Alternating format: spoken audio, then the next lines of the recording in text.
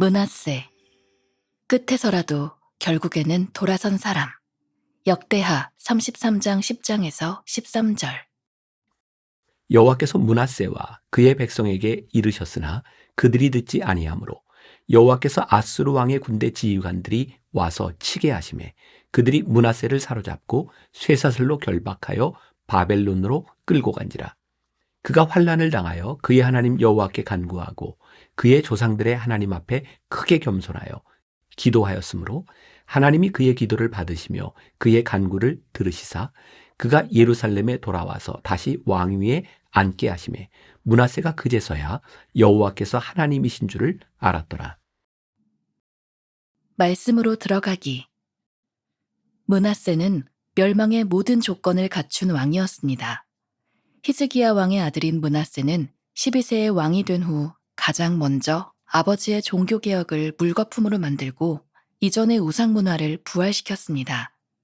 하나님이 금하신 인신제사를 드렸을 뿐 아니라 왕자를 제물로 바치고 무속신앙이 유다에 뿌리내리게 했습니다. 정치적으로도 강력한 왕이던 므낫세는 무죄한 자의 피를 많이 흘리게 했습니다. 므낫세가 시작한 죄의 뿌리는 너무나 깊어 손자 요시야가 종교개혁을 시도했음에도 불구하고 결국 악의 뿌리를 제거하지 못한 채 유다는 멸망의 길로 향하게 됩니다.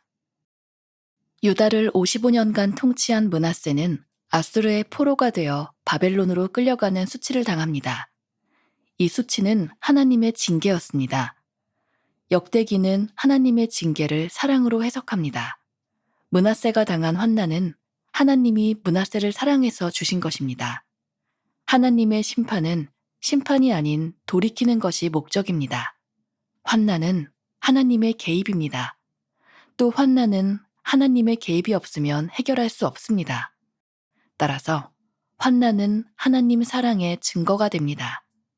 하나님께서는 고난의 끝에서 므낫세의 삶을 바꿔놓으셨습니다. 이스라엘 역사상 가장 악했다던 므낫세는 하나님께 겸손히 돌아옵니다. 그러나 성경은 이스라엘 역사에서 여전히 악한 왕으로 므낫세를 기록합니다.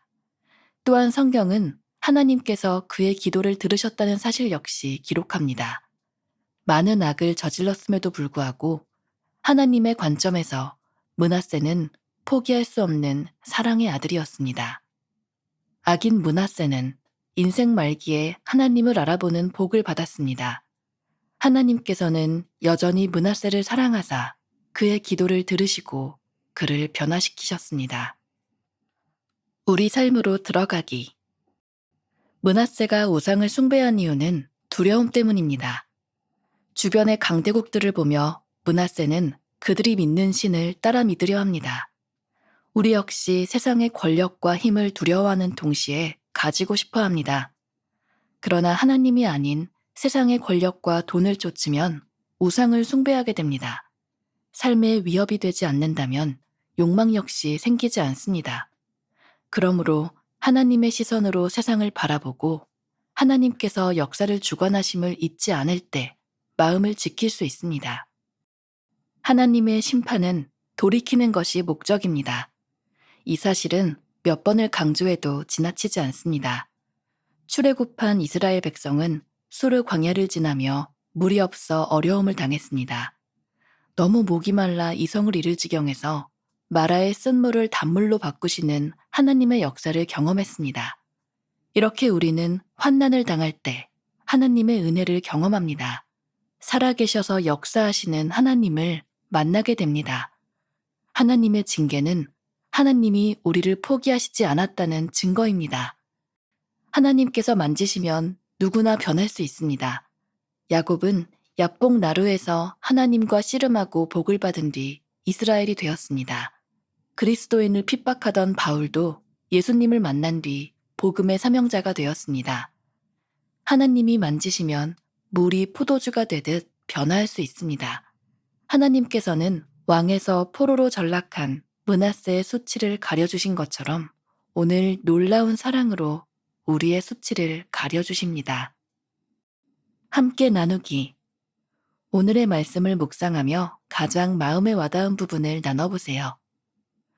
나는 하나님의 시선으로 세상을 보며 마음을 지키고 있습니까? 환난 중에 경험한 하나님의 사랑과 은혜가 있다면 나눠보세요. 한 해를 시작한 지가 얼마 되지 않는 것 같은데 벌써 19주차를 맞이하고 있습니다. 계속해서 우리는 성경의 인물들을 통하여 일주일의 묵상을 함께 나누고 있습니다. 오늘 말씀의 주인공은 므낫세라는 사람입니다. 오늘 말씀의 제목은 끝에서라도 결국에는 돌아선 사람. 이 므낫세라고 하는 인물은 아주 이중적인 그런 성격을 가지고 있는 사람으로 우리들이 생각할 수 있습니다. 어쩌면 참 이해하기 힘든 인물이기도 합니다. 그런데 가만히 생각해 보면 우리의 인생이 나라고 하는 사람 역시 참 이해할 수 없는 사람이구나 라는 생각이 들기도 합니다. 자, 오늘 여러분들은 이 므낫세라고 하는 인물을 통하여 참 이해하기 힘든 인간, 바로 나라는 사람, 그 사람을 하나님께서 어떻게 보시고 어떻게 끝까지 붙잡아 주시는가, 이런 관점에서 말씀을 나누면 좋을 것 같다는 생각이 듭니다. 이스라엘은 아주 명확하게 좋은 왕과 나쁜 왕으로 나눠지는 것 같아요. 결국 좋은 왕과 나쁜 왕이라고 하는 기준은 마지막이 어떠했느냐, 이것도 중요하고, 그 사람이 우상을 숭배했느냐 아니면 하나님을 잘 섬겼느냐, 이것으로 나뉘어지기도 하죠. 이런 관점으로 봤을 때 여러분들은 좋은 사람인가요? 나쁜 사람인가요? 근데 또 참 이해하기 힘든 것 중에 하나가, 아버지는 참 좋은 사람이었는데 아들의 세대는 완전히 무너지는 경우도 있고, 이 완전히 무너진 세대에서 하나님께서 귀하게 쓰시는 좋은 걸출한 왕이 나오기도 한다는 사실이죠. 바로 므낫세가 그러합니다. 므낫세는 히스기야 왕의 아들입니다. 히스기야 하면 여러분들이 어떤 것이 생각나나요? 히스기야, 하나님께 기도함으로 생명을 연장시켰던 사람이기도 하고, 이 종교개혁, 또 하나님 앞에 올바로 살려고 노력했던 그런 사람, 히스기야이기도 합니다. 물론 히스기야의 끝이 그렇게 좋지는 않았습니다. 그런데 바로 히스기야 아들 므낫세, 그 사람은 12살의 왕이 되어서 55년 동안 유대 나라를 통치한 사람이기도 하죠. 성경은 이 므낫세에 대해서 이렇게 이야기합니다. 유대 왕 중 가장 간악한, 우상 숭배를 했던 가장 못된 왕이라고 이야기를 합니다. 므낫세는 심지어 인신 제사, 자기의 자식들을 죽여서 드리는 그런 제사, 또 온갖 우상 숭배를 다시 부활시킨 사람이기도 합니다. 므낫세의 죄의 뿌리가 참 깊었던 그런 사람인 것을 우리가 보게 됩니다. 그런데 오늘 중요한 것, 제목에 있는 것처럼 끝에서라도 결국에는 돌아선 사람, 하나님께서 이 므낫세를 그냥 놓지 않으셨다는 거예요. 므낫세는 마지막 그의 말년에 그 환난 가운데서 다시 하나님께 돌아오게 됩니다. 자, 오늘 저는 여기에서 딱 한 가지 중요한 것에 우리들이 집중했으면 좋겠다. 환난은 하나님의 개입이다. 므낫세에 대한 많은 이야기, 악한 것, 이런 거 다 차치하고 우리들이 중요하게 생각할 것, 악한 왕 므낫세에게 환난이 왔을 때에 그 환난은 므낫세의 인생 가운데 개입하신 하나님의 개입의 역사였다라는 거죠. 성경은 우리들에게 환난, 고난을 바라보는 늘 두 가지의 관점을 이야기해 주는 것 같아요. 하나님께서 우리를 훈련시키시기 위해서 일부러 고난, 환난을 겪게 하시는 거죠. 그 시간을 통하여 우리들이 훈련되는 것, 그것은 바람직한 고난입니다. 그런데 또 다른 측면의 환난은 무엇이냐면, 우리 인생의 잘못된 삶, 하나님 앞에 범죄한 삶을 하나님께서 그냥 놔두시지 아니하시고 환난이라는 도구를 통하여 우리에게 깨닫게 하시고 하나님께 돌아오게 하신다는 겁니다. 그래서 분명한 것이 있어요. 요거 기억합시다. 환난은 하나님께서 우리를 사랑하신다고 하는 가장 명확한 증거가 된다는 사실입니다. 혹시 오늘 여러분들 가운데 이 환난의 시간을 지나가고 있는 사람이 있다면 저는 둘 중에 하나라고 생각해요. 하나님께서 여러분들을 훈련시키셔서 하나님의 사람으로 만들어가는 아주 바람직한 과정이거나, 아니면 여러분들이 하나님 앞에 잘못 살아가고 있는 여러분들의 삶을 하나님이 환난이라고 하는 채찍을 통하여 여러분들을 돌아서게 하는 그런 일이라는 거죠. 오늘 이 므낫세의 인생에 있어서는 하나님께서 환난을 통하여 그의 인생의 끝자락에서 그의 마음을, 그의 삶을 바꿔놓으시는 것을 보게 됩니다. 이스라엘의, 유대 나라의 가장 악한 왕이라고 불리우는 므낫세의 인생에 하나님께서 환난이라는 도구를 통해서 그의 죄악에도 불구하고 절대로 포기할 수 없었던 하나님의 사랑을 우리들에게 보여주고 있는 거예요. 자, 그러면 여러분들 가운데 이런 의문이 드는 사람이 있을지도 모르겠어요. 므낫세는 우상 숭배를 하고 그렇게 못된 일을 저질렀다고 칩시다. 나는 내가 무엇을 잘못했는지 모르겠어요. 우상 숭배가 무엇일까요? 오늘 제가 말씀을 이렇게 기록하면서 제가 예전에 그 왕들의 이야기라고 하는 것을 가지고 설교했을 때 제가 적어놨던 글에 그런 것이 있더라고요. 이기적인 마음으로 우상 숭배하는 사람들은 우상을 위해 헌신할 준비가 되어 있지 않습니다. 절대로 우상을 위해 헌신하지 않습니다. 우상 숭배는 우상을 위한 것이 아니라 자기가 원하는 것을 이루기 위한 마음이 우상 숭배입니다. 제가 썼던 글이지만 굉장히 의미가 있었어요. 우상 숭배를 하는 사람은 그 우상을 위하여 절대로 헌신할 마음이 없습니다. 무슨 이야기일까요? 여러분들이 하나님께 예배를 드린다고 하면서도 하나님 앞에 헌신하지 않는, 하나님 앞에 올바로 서지 않는 마음이 없을 때 여러분들이 예배하는 여러분들의 내용과 여러분들의 기도의 내용 가운데서도 우리는 그 기도의 내용들이 끝까지 우리의 욕망을 향해 있다면 그것은 우상 숭배가 될 수도 있다는 거예요. 참 무섭죠?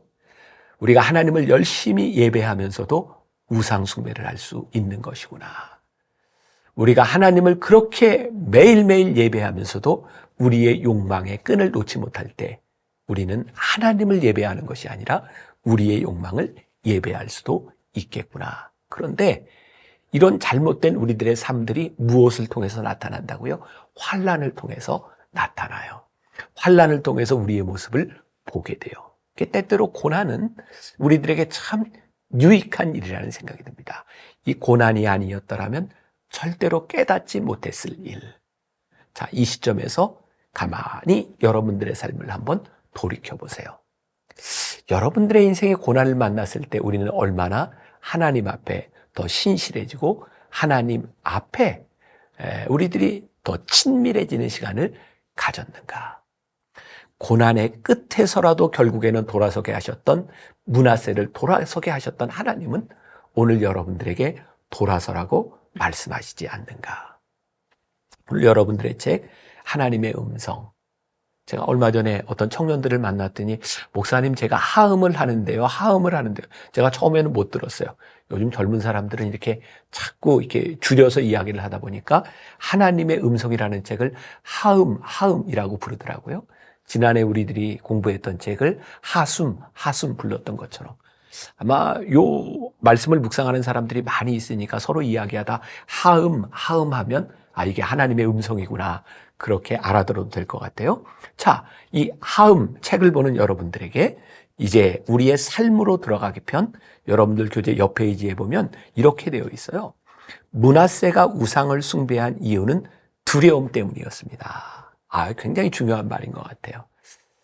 우리가 하나님을 잘 믿게 되는 것도 우리 속에 있는 두려움으로 인하여 하나님을 바라보는 것이라면 우리로 하여금 하나님을 떠나게 하는 것도 사실은 하나님을 믿으면서 우리들에게 끊임없이 찾아오는 두려움이에요.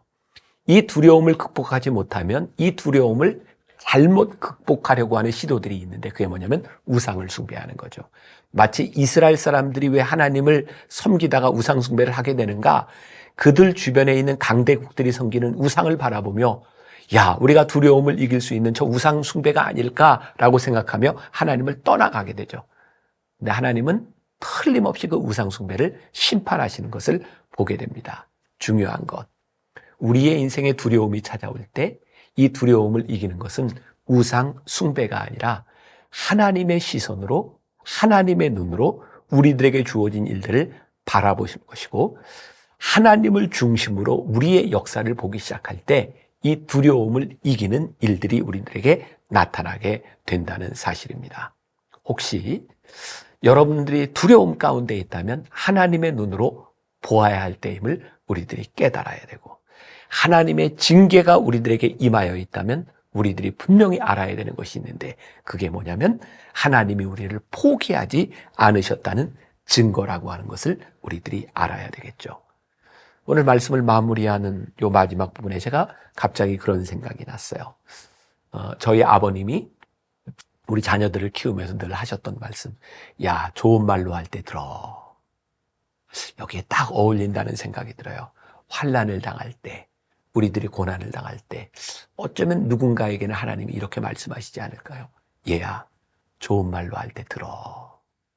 하나님이 채찍을 드셨다면, 내가 채찍에 맞을 수 있는 그런 단계에 와 있다면 우리들이 빨리 하나님 앞에 돌아서야 되지 않을까요? 자, 오늘 소그룹에서 그런 나눔이 있었으면 좋겠어요. 내 인생에 이런 고난을 당하고 있습니다. 내가 이런 어려움을 당하고 있습니다. 그 나눔 가운데서 믿음의 눈으로 한번 보세요. 야, 내 이 고난이 하나님의 훈련인가?